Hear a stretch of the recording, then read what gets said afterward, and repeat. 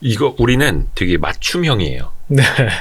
제야의 고수들, 제야의 중수들, 제야의 하수들 있거든. 네. 알아서 고르세요. 알아서 골라. 제 하수들. 아이 무슨 하수야. 에이. 모르겠습니다만 제야의 중수들로 갑시다. 네. 네. 아니 근데 필명은 범송공자. 네, 범성공자. 본인이 이제 내가 공자님이다. 그런 건 아니고요. 이게 사실은 굉장히 오래 잊고 있었어요. 저 군대 있을 때 제가 지었던 호인데. 호. 네, 호. 우와. 네, 이게 본인은 호도 지었다고요? 그렇죠. 우연히 이제 백범 김구 선생님의 네. 그 자서전을 읽었어요. 근데 자서전에 보면은 이제 김구 선생님이 이 백범이라는 게 호잖아요. 네. 그걸 스스로 어떻게 지었는지에 대한 얘기가 나오더라고요. 그래서 나도 저런 호를 가지면 되겠다라고 이제 한번 생각은 하고 있었는데 네. 혹시 백범의 뜻이 뭔지 아시나요? 백범? 네, 백범. 괜히 안 척했다가 틀릴 것 같아가지고. 네. 이 백범의 백자가 백정을 뜻하는 백자예요. 그리고 범자가 평범한 사람들 할 때 이제 범자거든요. 그래서 이제 이 백범이라는 뜻은 아래에 있는 사람들의 입장에서 아래에 있는 사람들 항상 생각하겠다라는 뜻으로 지으신 거예요. 근데 지금 시대에 이제 저희 백이라고 할 수 있는 사람들은 없잖아요. 그쵸. 그렇죠. 네, 백정이라고 할 수 있는 사람은 없잖아요. 그러니까 저 이제 평범한 사람들의 범자를 그냥 제가 하나 갖고 있었어요. 이 사람들 나도 생각하고 있어야 되겠다라고 생각했었는데 이제 제가 강화도에서 근무를 했었거든요. 강화도 순환도로를 놓는 부대였어요, 저희가. 네. 네, 근데 그 부대에서 이제 일하다 보니까 바다에서 보시면은 소나무가 이렇게 길게 이렇게 네. 올라온 것들을 보이시잖아요. 네. 그래서 우연히 그냥 그 소나무를 봤는데 의기가 너무 대단해 보이는 거예요. 저런 소나무처럼 이제 곧게 삶을 살아야 되겠다. 그래서 송자 하나를 가져왔어요. 강화도에 저 소나무 철갑을 두른 듯 그런 식으로. 그렇죠. 네. 그래서 범송. 그렇죠. 그래서 호를 지으면서 그 백범 선생님의 의기를 이런 고든 의지에 담자라고 해서 범송이라고 지었었죠. 야, 보통 뭐 군대 있을 때 20대 초반에 자기 호를 짓는다라는 거는 야, 약간 또라이죠, 뭐. 평범한 분은 아니네요. 네네. 나도 그런 거 좀 해야겠다. 근데 오랫동안 잊고 있었어요. 사실은 제가 범송이라는 이거를 짓고 있었다는 것도 잊고 있었는데 이제 블로그를 시작하면서 자연스럽게 넘어가겠지만 블로그 이름은 전자공시생으로 네. 지었어요. 네. 이제 공시를 공부한다는 의미로. 근데 제 아이디에 대해 사실 별명에 대해서 사실 생각을 안 했거든요. 네. 그때 범성공자였는데 근데 사람들이 계속 물어보더라고요. 범성공자가 뭐예요? 아니 되게 있어 보여. 네이밍을 잘하네 이 친구가. 전자공시생도 여기 느낌이 있어. 좋아요. 네, 감사합니다. 전자공시생. 전자공시생은 전자공시로 죽고 살고 약간 이런 뜻이 아니면 뭐 다른 의미를 좀 담고 있어요? 그냥 재미로 한 거죠. 전자공시에 목매는면서 전자공시를 기반으로 해서 먼저 공부한 사람인데 예. 공시생이라는 그거랑 부딪혀가지고 약간 뭐 공대생 느낌 나기도 하고. 뭐 그렇죠. 네, 그래서 좀 재미있으면서도 인상 깊게 사람들이 딱 봤을 때 이거 뭐 하는 사람인지라는 게 이제 인상 깊게 다가갈 수 있도록 지었던 거였는데 이 블로그를 시작한 것도 사실은 제가 처음부터 블로그를 해야지 이런 건 아니었어요. 네네네. 네, 처음에 혹시 가치투자 클럽이라고 아시나요? 네. 네. 그 친구랑 이제 친한데 대표 하는 친구랑 친한데 제가 투자가 하도 안 되니까 네. 잘 안 되더라고요. 안 돼가지고 뭐라도 해야 되겠다라고 해서 처음에는 에버노트에다가 공시를 다 정리했어요. 그리고 주변 사람들한테 이제 공시를 다 돌렸는데 그 공시를 보면서 다른 사람들은 그냥 고맙다 그랬는데 이 친구만 딱 얘기하더라고요. 이거 아깝다. 수익할 수 있는 걸 생각해봐라. 그래서 그러면 농담으로 그럼 네가 사줘 그랬더니 그건 아니고 네. 그러면서 블로그에다가 정리를 해서 한번 반응을 보자 그러더라고요. 그래서 처음에 블로그에다가 공시 내용 정리하고 처음에 시장 보는 것들을 꾸준하게 정리를 하기 시작했죠. 네. 네, 그게 이제 블로그의 처음 시작이었어요.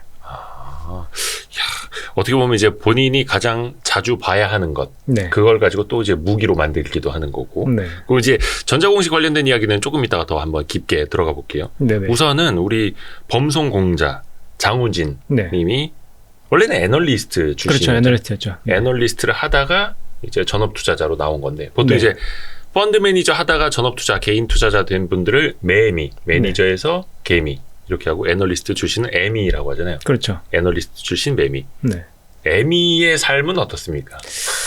에미의 삶이라고 하면 이거 어감이 참 좋네. 네. 그냥 기본적으로 그 투자자들 중에서 네. 이제 에미나 매미의 장점이라고 한다면 네트워크라고 볼 수 있거든요. 네. 그러니까 일반 투자자들 같은 경우에는 자기가 만약 투자를 한다 그러면 정보를 얻는 데 있어서 네. 굉장히 제한적이잖아요. 네. 누군가 일방적으로 주는 정보를 받아야 그렇죠. 되는 거고. 근데 이제 에미와 매미라고 하면은 뭐 기존에 지금 계신 이제 애널리스트들이나 매니저들과의 친분도 있고 그러니까 그분들과도 소통을 하면서 그러니까 실시간으로 이제 소통이 가능하다는 거죠. 그러니까 어떤 공시가 하나 딱 떴을 때 이거에 대해서 너는 어떻게 생각하니? 그렇죠. 나는 이렇게 보는데 그렇죠. 그렇게 또. 네, 또 이제 애널리스트 같은 게 전문 분야가 있으니까 그런 분야를 여쭤보기도 하고 또 어떤 이제 종목이 나왔다고 했을 때 그 투자한 지분 공시를 했다는 뭐 예. 운용사가 있으면 거기에 뭐 물어보기도 하고 그런 식으로의 네트워크가 있기 때문에 뭐 아무래도 투자에서 유리한 측면이 있긴 한데 네.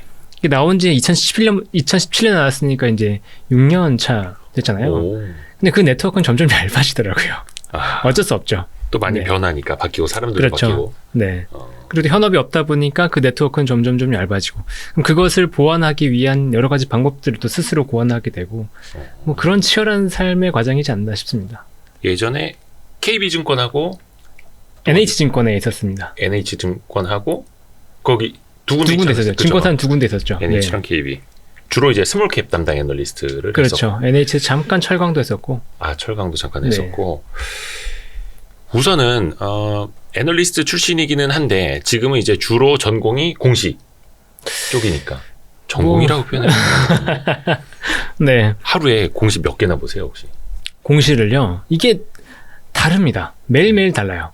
쏟아지는 양이 다르죠. 그렇죠. 뭐 실적 시즌이나 뭐 감사보고서 시즌에 또 다르고 막. 그렇죠. 네. 실적 시즌에는 실적이 뭐 어마어마하게 쏟아지고 몇백 개 정도 네. 막 쏟아지고 그다음에 실적 시즌이 딱 끝나면 또 기가 막히게 다른 공시들이 막 쏟아지고 네. 그러니까 대중이 없어요. 근데 뭐 미니멈 제가 정리하는 걸 보면 한 5개에서 많으면 뭐 20개 이상까지도 정리된 수준으로 나오더라고요. 공시에. 그거는 자. 전체 공시가 아니라 좀 내가 압축하는 건가요? 그렇죠. 제가 이제 이거는 좀 봐야 되겠다. 예를 들어 실적 공시라고 하면 사실 다 정리해서 제가 올릴 수는 없거든요. 그렇죠. 그러면 너무 많죠.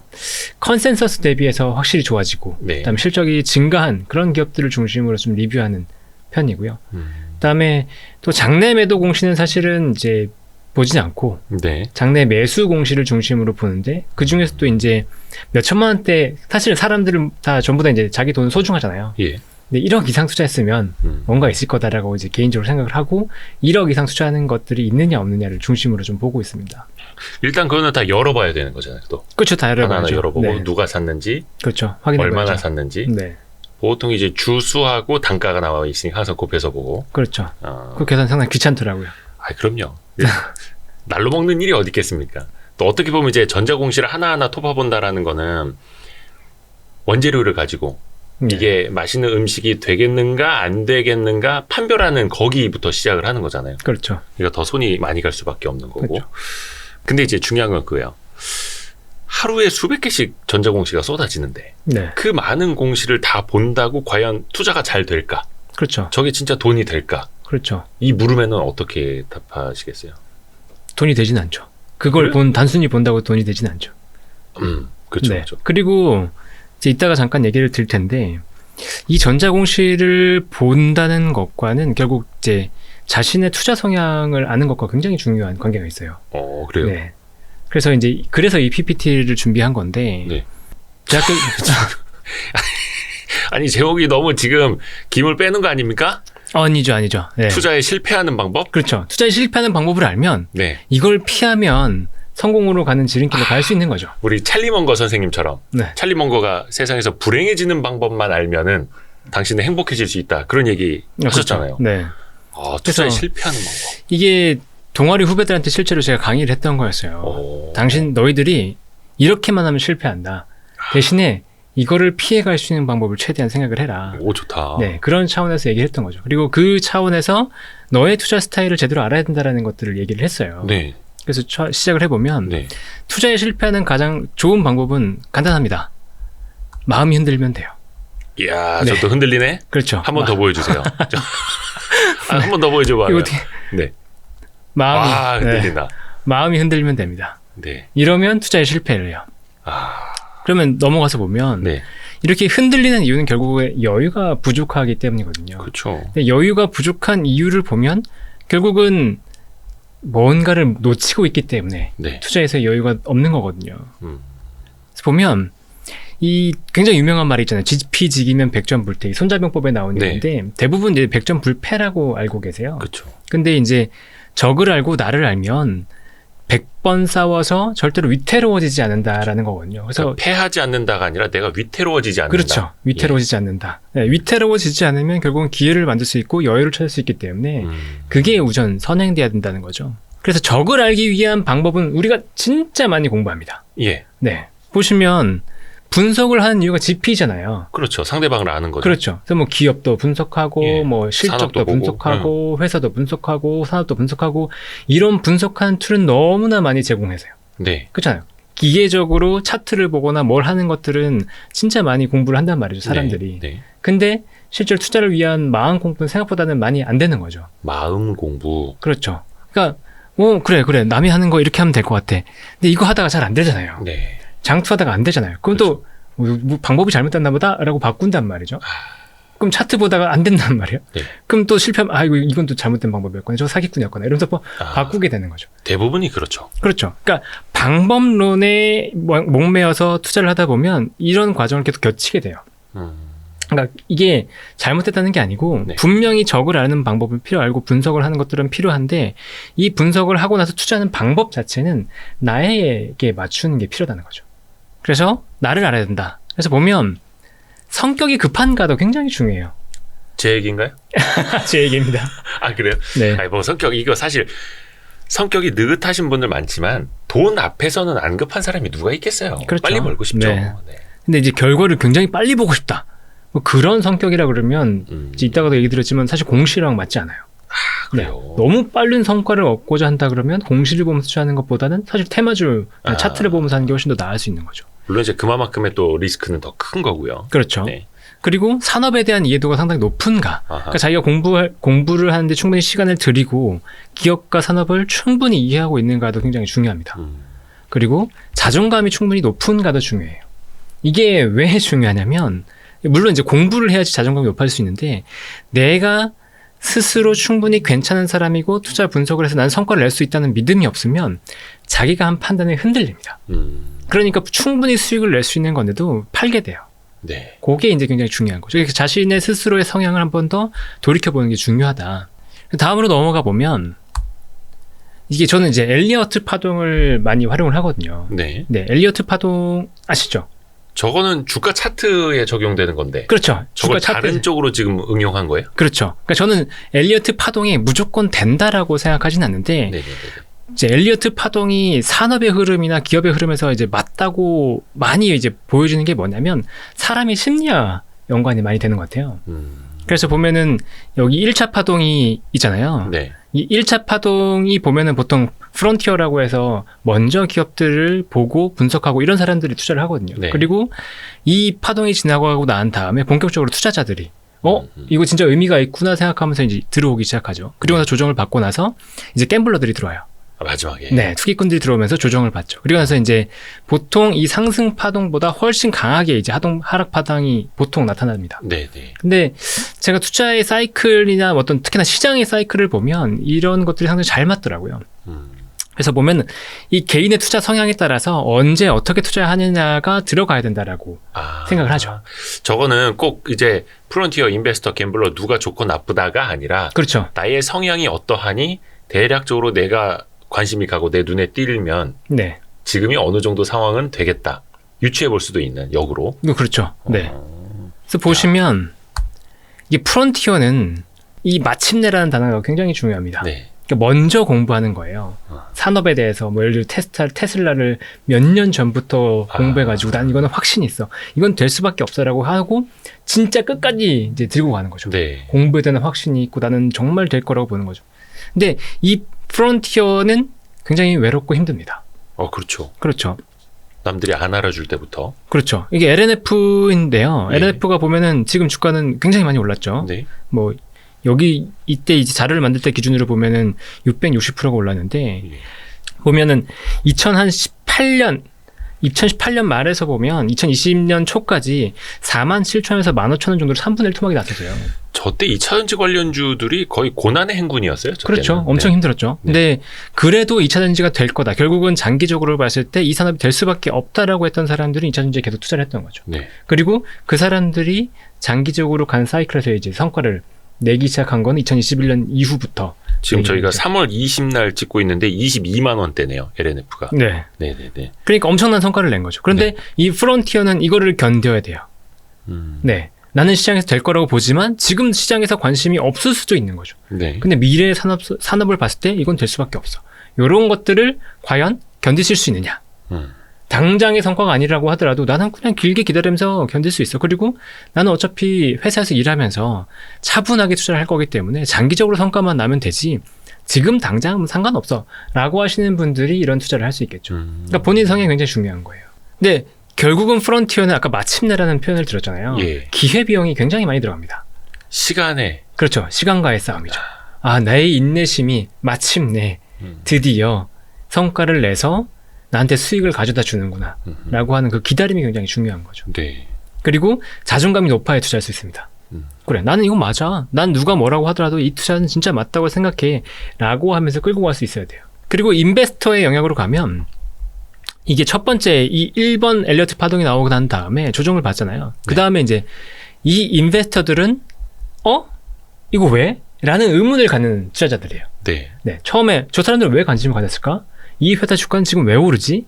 아니면은 기관은 지금 왜 살까? 네. 외국인들은 왜 관심을 가지지? 이런 끊임없는 의문들로 시작해서 이게 진짜로 투자 포인트로 전환이 되는구나라고 생각하는 사람들인 거죠. 그래서 이 사람들은 38,000원, 21년에 38,000원 정도에 투자해서 뭐 248,000원, 6배 이상 정도 되는 이 수익을 물론 다 가져가진 않겠지만 네. 여기서의 일부분을 투자를 하면서 이제 가져가는 분들이라고 보시면 됩니다. 근데 이런 사람들도 당연히 분석을 하죠. 근데 급하기 때문에 이 기회비용을 가져가려고 하지 않아요. 네.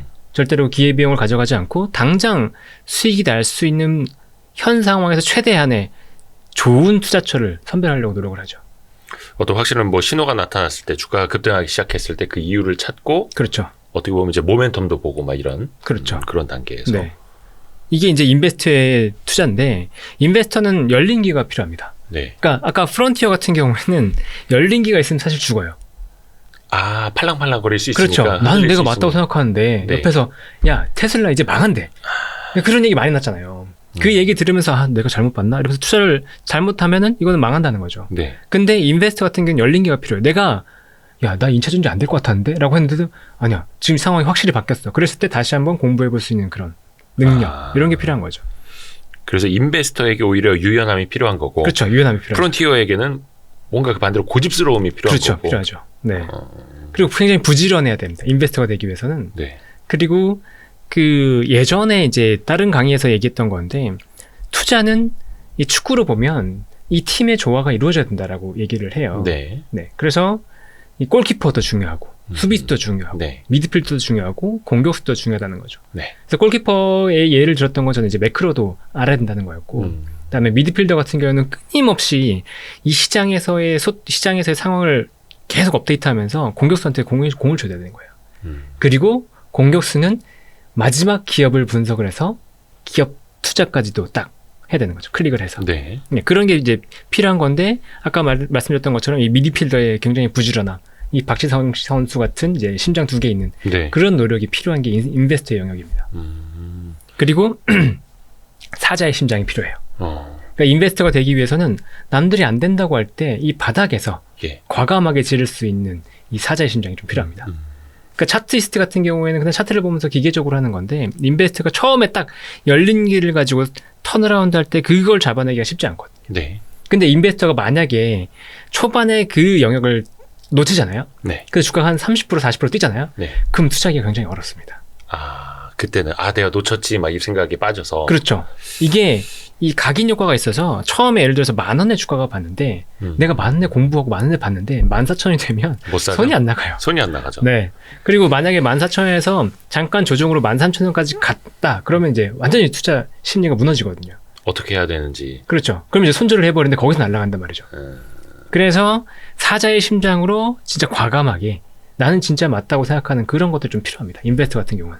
물론 당연히 저 기저에는 굉장히 깊이 있는 분석과 공부가 있어야 되는 거. 요건 이제 그렇죠. 마인드에 관한 이야기입니다, 여러분. 마인드만 있다고 해서 되는 건 아니고. 그렇죠. 네네. 당연히 이제 긴 분석은 필요한데. 아무도 모르고 난 사자의 심장이 있어. 야수의 심장이야. 이러면 이제. 그건 아니죠. 네. 그러니까 저는 이제 워낙 기술적이고 워낙 분석에 대한 것들은 시장에서 많이 알려드리다 보니까 심리에 대한 것들을 좀 강조해서 얘기 드린 거죠. 네.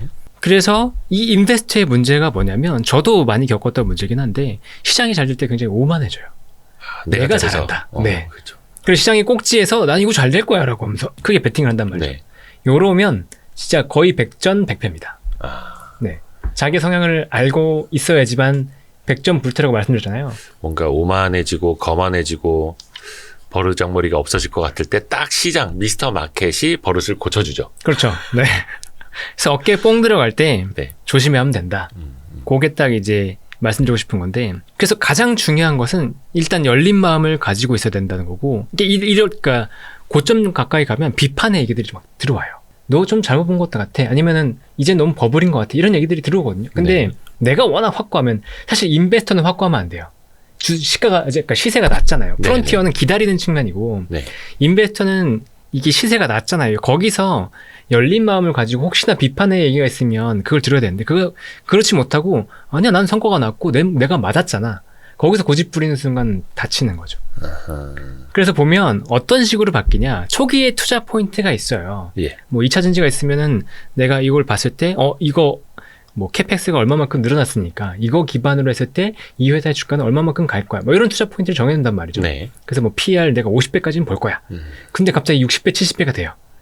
뭐 다른 투자처가 생기면서 더 늘어날 거라고 막 시장에서 얘기를 한단 말이죠. 네. 그러면 투자 포인트를 바꿔야 될까 말아야 될까 고민하잖아요. 네. 바꾸지 말라는 거죠. 처음에 생각했던 대로 물론 상황이 바뀔 수도 있지만 일단은 그때는 팔고 보라는 겁니다.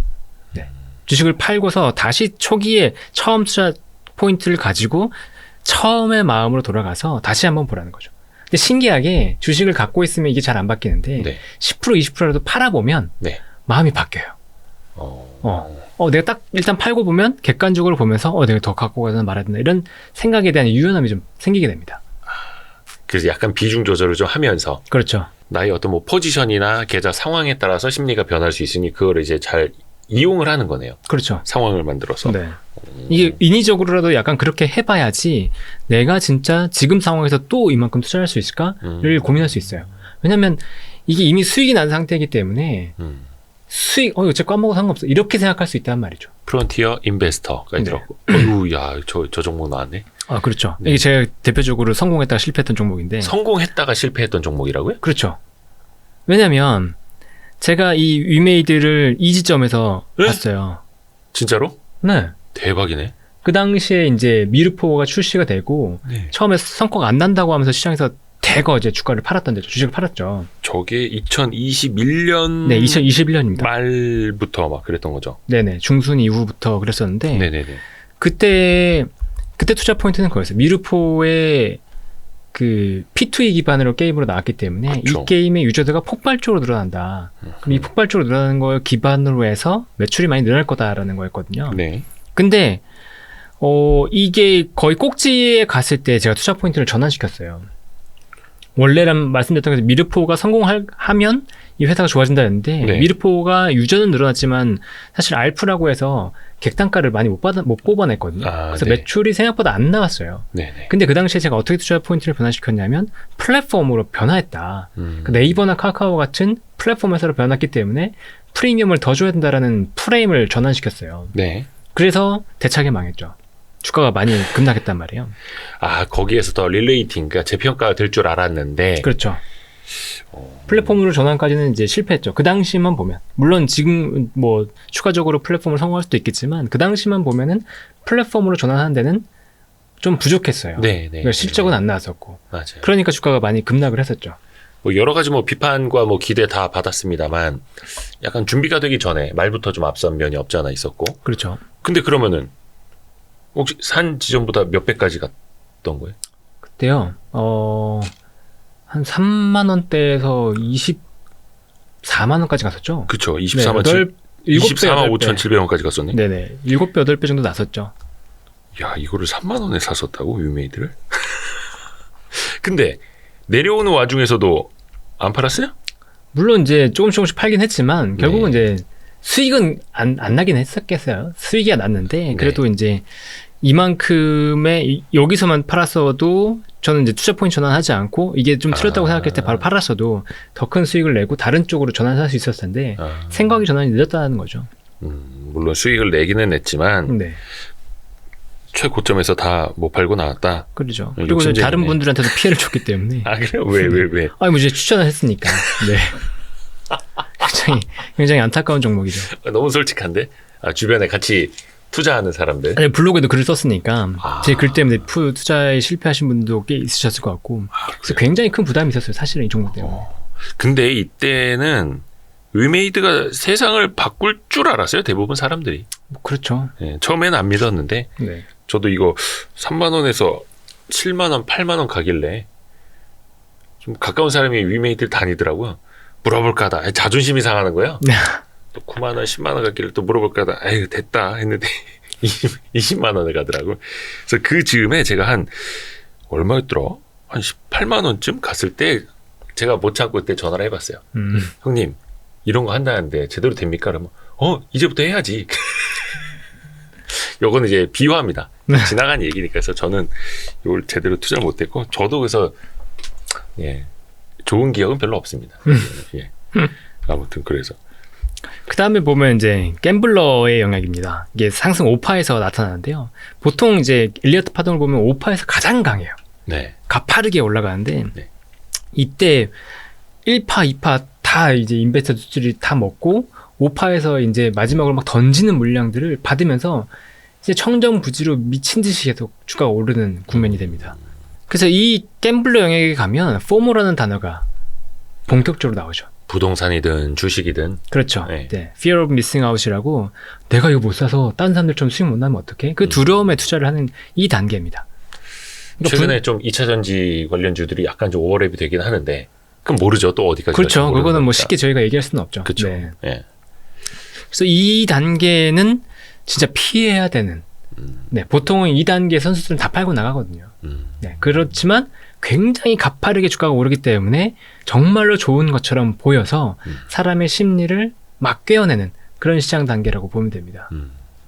그래서 이런 단계에 빠지지 않기 위한 이게 마음이 굉장히 중요한 거죠. 그리고 보면은 LNF도 보면 16만 8천에서 27만 9천원까지 단기에 65% 이렇게 상승했잖아요. 아, 저기서도 더. 네, 여기에서. 네네네. 이게 이제 상승 5파 이런 구간인데 아, 요 구간을 보면 아까 65%잖아요. 예. 근데 아까 이 구간에서는 600%잖아요. 네. 어느 구간을 노려야 되냐는 게 명확하죠. 네. 그렇긴 한데 사실 저건 또 어떻게 보면 지나고 나서 보니까 명확하게 좀 보이긴 하는데 네. 저 한가운데 있고 그것도 내가 실제 피 같은 돈을 넣어서 참전을 하고 있으면 판단이 안 되죠. 어렵죠. 내가 지금 네. 인베스터 영역에 있나 갬블러의 영역에 있나 모르죠. 모르긴 하는데 예. 그래도 주가의 절대적인 그 레벨에 있잖아요. 네. 그 기업 분석을 해보면은 어쨌든 뭐 PL, PSR, PBR 우리가 그러니까 보기 때문에 기업의 성장성에 비했을 때 아무래도 좀 높은 평가를 받는 경우가 있단 말이죠. 그러면 그 구간에서 주가 레벨까지 높다면 무리해서 지금 내가 들어갈 필요가 있나? 라는 고민을 해볼 필요가 근데 있죠. 약간 여기서 드는 질문이 그거예요. 아까 위메이드 사례에서도 우리 네. 범성공자님이 말씀해 주셨지만 그 즈음 되면 애널리스트 리포트도 그렇고 여의도 바닥에서도 그렇고 이제 릴레이팅이 시작된다. 그렇죠. PER 30배는 싸다. 그렇죠. PER 50배는 받아야 된다. 그렇죠. 그 목표가 막 55배, 그렇죠. 3년 뒤 실적 끌어오고 이렇게 간단 말이죠. 그 제가 아까 그럼 말씀드렸잖아요. 그게 논리가 되는 거예요 그때는. 제일 처음 말씀드렸잖아요. 그러니까 초기에 투자 포인트 거기에서 갑자기 마음이 바뀌어서 사람들이 다 된다라고 하면 안 된다고요. 오히려. 그러니까 인베스트에서 강조했잖아요. 예. 초기에 그 투자 포인트에서 벗어나면 안 된다. 그러니까 이 진짜 상승 5파에서는 갑자기 모든 논리를 다 가지고 옵니다. 다 모든 게 제 것처럼 다 끌어와요. 그렇죠. 네. 그래서 그거 안 사면 미칠 것 같은 포모를 일으킨다니까요. 거의 2021년 중순쯤이었나? 신재생 에너지 그렇죠. 관련주들이 거의 그때 그랬고 그 네. 이후로 좀 뭐 피크아웃이었고 물론 주가 측면에서 이 반복이 되는데 일단 앞으로는 그럼 뭐가 어떻게 될지는 일단 요거는 이제 머리에 담아놓고 그렇죠. 어느 위치에 있는지는 좀 생각을 해봐야 될 텐데 네. 일단 휩쓸리지 말아야 된다라는 거. 자, 포모를 피하려면 그러니까 포모를 피하려면 이제 아까 여유를 가져야 된다고 처음부터 말씀드렸잖아요. 예. 그래서 저희 사무실에 이제 큰형님이 늘 말씀하시는 게 있어요. 까치밥을 남겨줘. 너 끝까지 다 먹으려고 하지 마. 그러니까 그래 다른 사람도 먹을 게 있어야지. 나는 다른 거 찾을래. 근데 생각해 보는 거예요. 제가 뭐 200% 말에 300% 났으면 여기에서 이 종목 가지고 추가로 30% 40% 수익을 내는 것과 네. 이걸 가지고 다른 쪽에서 20% 30% 내는 거에 그 승률을 보면 어떠실 것 같아요? 주가 레벨이 낮은 거에서 20% 30% 내는 게 쉽겠어요? 이미 올라간 거에서 20% 30% 내는 게 쉽겠어요? 그러니까 그냥 어깨에서 팔고 그렇죠. 다른 무릎 정도에 있는 걸 찾으러 가자. 그렇죠. 이거 그냥 너 먹어. 나 여기 남겨놨어. 너 먹어. 이렇게 하고 나오는 거죠. 크게 무리하지 않고.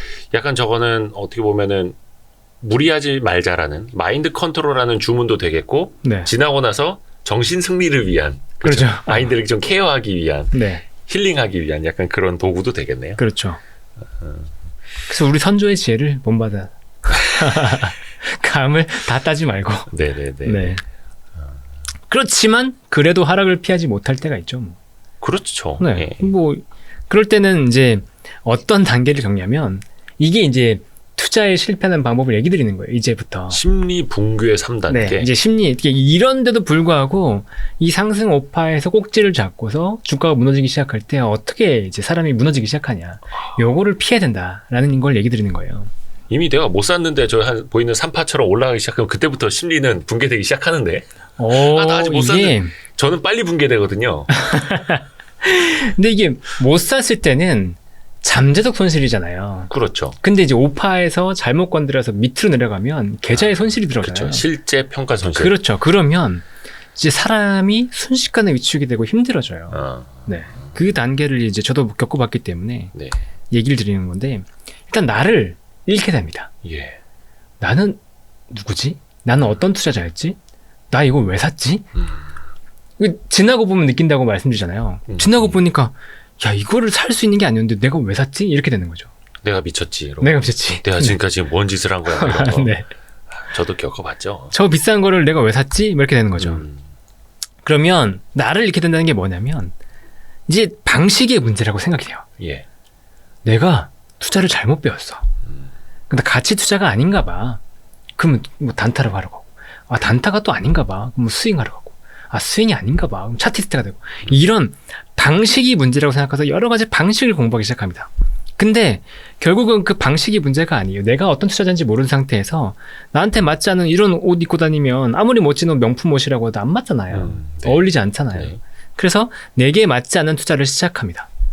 이게 이제 1단계예요. 네. 네. 갑자기 야, 내가 좋은 대박 투자 방법을 알아냈어요. 이런 방법론에 매이기 시작하는 거죠. 그래서 무작정 장투를 워렌 버핏 선생님이 말하는데 장투가 대박이에요. 무작정 장투를 합니다. 네. 무슨 기업인지 몰라요. 이제 무작정 장투를 합니다. 물려서 장투를 하고 그리고 차트 단타를 시작하고 그다음에 또 보면 시장이 무너진 국면에서 갑자기 공매도를 시작하는 분들이 많아요. 수익을 보존하기 위해서 공매도는 꼭 해야 되는 거야. 기관 입장에서? 아니요. 개인들도요. 할 수는 있습니다만. 네. 근데 진짜 많이 하세요. 근데 이 공매도를 시작을 하면 어떤 식으로 하냐면 보통 이제 그 공매도를 기관들이 하면 이게 그 페어로 잡는단 말이죠. 보통은. 네. 페어로 해서 이제 그 절대 수익을 추구를 하거나 네. 아니면 이벤트 드리븐이라고 해서 이벤트가 나오는 걸 예상해서 이제 빠지는 것들을 하는데 네. 이 처음에 이제 공매도를 시작하는 개인 투자자들을 보면 롱마인드로 공매도를 해요. 그러니까 가치 투자하는 것처럼 PR이 낮으니까 네. 산다. 마찬가지로 PR이 너무 높으니까 고평가니까 판다. 뭐 이런 식으로 가는 거죠. 네. 근데 공매도로 가는 건 기본적으로 비용이 계속 들어가거든요.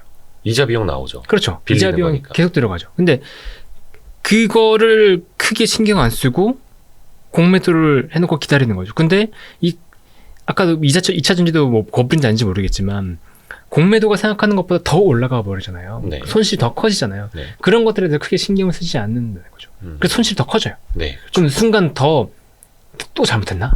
이렇게 된다는 거죠. 네. 그러니까 평소에 하지 않았던 형태의 방식으로 계속 전환합니다. 계속 방식만 찾다 끝나네. 네. 근데 진짜로 많아요. 맞아요. 네. 내가 뭘 잘못했구나 해서 그냥 내가 했던 것은 나에게 맞는 시간이 아닌가 보다. 자존감이 높은 사람은 나에게 맞는 게 아닌가 보다. 때가 아닌가 보다라고 생각할 수 있는데 네. 그게 자존감이 낮은 사람은 그냥 내가 잘못했나 보다. 라고 생각 드는 거죠. 그래서 2단계를 보면 이제 조급해지기 시작합니다. 예. 혹시 내가 뭐 잘못했나 본데? 이제 뭐 빨리 이걸 만회해야 돼. 네. 어떻게든 빨리 만회해야 돼. 이렇게 생각이 드는 또 거죠. 이럴수록 더 조급해지죠. 그렇죠. 그래서 무리하게 레버리지를 이제 그렇죠. 빠바박 당기기 시작하죠. 이제 2배로 가야죠. 2배는 이제 얘기도 안 하죠. 이제 세 배? 3배 막 이렇게 쓰는 3배? 거죠. 막 오케이, 3배. 거기에 CFD 쓰잖아요. 네, 7배, 8배 막 쓰잖아요. 그리고 일확천금에 혹합니다. 야, 이거 대박이래. 그러니까 뭐 30% 40% 수익 아예 그런 거 쳐다보도 안 봐. 이렇게 되는 거죠. 네. 그리고 기업보다는 이슈에 집착하기 시작합니다. 뭐 예를 들면 삼성전자 레인보우 로보틱스에 투자했잖아요. 네. 삼성전자 레인보우 로보틱스에 투자한 건 로봇이 대박이야. 뭐 이렇게 가는 거죠. 네. 물론 그게 수익이 안 난다는 건 아닌데 지금 상황은 또 그런 게 잘 맞지만 이 이슈에 집착하다 보면 흔들리는 게 굉장히 커요. 네, 이 사람들이 이렇게 조급한 사람들이 이슈에 집착해서 투자한다면 언제 투자하겠어요? 인베스트의 영역에서 투자하지 않는다는 거죠. 포머의 영역에서 보통 투자를 해요. 네. 마음이 급하니까. 급해지니까. 네.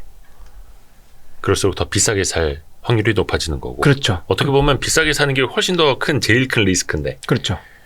그러면 예를 들어서 3파의 끝에서 샀다고 하면 이 네. 조정을 못 견디는 거죠. 네, 네, 네. 이런 사람들은. 그쵸. 뭐 고점에서 한 20%만 조정받아도 그렇죠. 세상 끝나는 것처럼 네. 느껴지죠. 그럼 거기서 5파가 딱 나오잖아요. 네. 그럼 원래 샀던 고점보다 높아지잖아요. 판 상태에서. 예. 그럼 또 멘붕이 오죠. 그 다음에 또 다시 고점에 사요. 그런 경우들이 많습니다. 마음이 급하면. 네. 수익만 내고 싶으니까. 그쵸. 그리고 이제 3단계가 자신감 상실을 합니다. 이제 처음에 나의 투자 방식을 잃고 조급해졌다가 이제 나는 뭐든 안 되나 봐. 이렇게 생각하는 거예요. 그래서 다른 사람한테 지나치게 의존합니다. 이제부터 월 회비 내러 가죠. 네. 저 전문가의 말은 맞을 거야. 저 네, 사람의 네. 얘기는 맞을 거야. 네. 그리고 스스로가 내린 판단을 확신하지 못해요.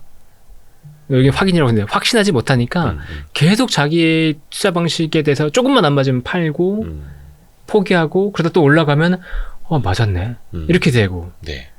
이게 이제 굉장히 위험한 단계가 되는 거죠. 근데 이게 아까 말씀드렸던 것처럼 투자가 실패했을 때 1, 2, 3단계가 투자에 실패하는 가장 쉬운 방법이에요. 대부분들이 겪는 투자에 실패하는 방법이기도 하고. 그래서 이거를 극복해야지만 결국은 장기적으로 봤을 때 안정적인 수익을 낼 수 있는 환경이 된다는 거죠. 어떻게 보면 지금까지 이야기한 거를 들었고 그 반대로 해야 되는 건데, 그렇죠? 그렇죠. 결론적으로 가자면. 반대로 해죠. 야, 근데 이게 되게 어려워. 그 영화 테넷 보셨어요? 안 봤습니다. 테넷. 네. 그 보면 시간하고 그걸 다 거꾸로 가는 영화거든요.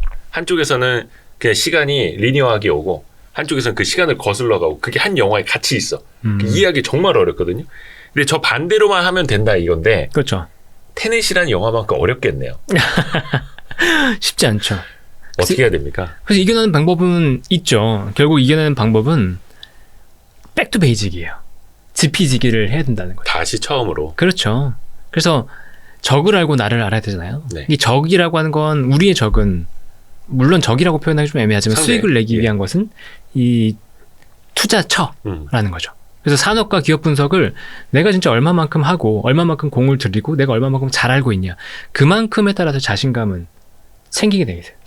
어떻게 보면 이제 왕도도 없고 정도도 없고 오직 그렇죠. 있다면 공부를 통한 분석. 그렇죠. 거기서 이제 내가 어떻게 보면 확신이라고 하긴 좀 많은데 거기서부터 이제 자신감의 근원이 되는 거죠. 그렇죠. 네. 그리고 공부를 했다는 것 자체만으로도 나에게 이제 쌓이는 것들이 생기거든요. 네. 그리고 조금씩의 수익을 조금씩 만들어가라. 5% 10%도 좋은데 그 성공의 경험이 굉장히 중요한 거예요. 네. 예전에 그 동물로 이제 실험한 적이 있었는데 사자 가지고 어린 사자가 있었거든요. 젊은 사자. 네. 근데 그 사자한테 자기가 이길 만한 조금의 차이가 있는 이길 만한 사자한테 계속 이제 승리하게 해준 거예요. 싸움을 통해서. 그렇게 자신감을 채워서 결국은 그 사자가 왕이 됐다. 네. 네. 우두머리가 됐다. 이런 이제 얘기가 있거든요. 그러니까 자기가 할 수 있는 그래서 그 수익을 조금씩 창출해 나가시는 게 굉장히 중요하다라는 얘기를 드리고 싶어요. 그래서 자기가 확실히 잘 아는 곳에서만 투자를 하는 것도 하나의 방법이고, 그렇죠.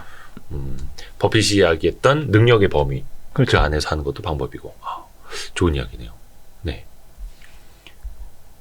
그래서 그 마지막으로 이제 이 관련된 얘기를 이제 드린다면, 저도 사기를 한번 당해봤지만, 사기를 당했었다고요? 네, 뭐 그래요? 코인 사기 당했었는데, 어쨌든 코인 아니 이렇게 또 똑똑해 보이는 양반이 아주 그 마음이 급해지면 그렇게 위메이드도 제대로 못 팔고 네. 코인 사기도 이게- 당하고 지금 이거 제아의 하수들로 바꿔야겠네 이거. 많이 아는 것과 마인드를 컨트롤해가지고 충분히 잘할 수 있는 건 좀 다른 거다라는 얘기를 그래서 드리는 거예요. 어떻게 보면은 저니까 이제 드릴 수 있는 거기도 하고, 네. 그래서 누군가가 당신이 할 수 있는 것보다 더 큰 것을 쉽게 얻을 수 있다라고 얘기한다면 그건 사기입니다. 내가 평소에 투자를 해봤더니 30% 40% 나는 것도 어렵다. 그런데 너 5배 10배 충분히 날 수 있어. 얘기해 준단 말이에요. 네. 사기라는 거죠. 네. 뭐 컴퓨터가 예를 들어 100만 원에 파는데 야 나는 70만 원에 줄 수 있어. 사기라는 거죠. 네. 내가 할 수 있는 것보다 더 큰 것을 그것도 쉽게 얻을 수 있다는 유혹. 그렇죠. 근데 생각보다 많아요. 그런 유혹이.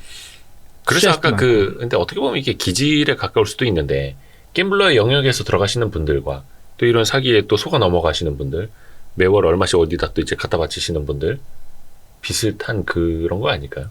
뭐 그럴 수 있죠. 어떻게든 쉽게 이제 성과를 내려고 하는. 그래서 거기에 빠지지 말아야 되는데. 그렇죠.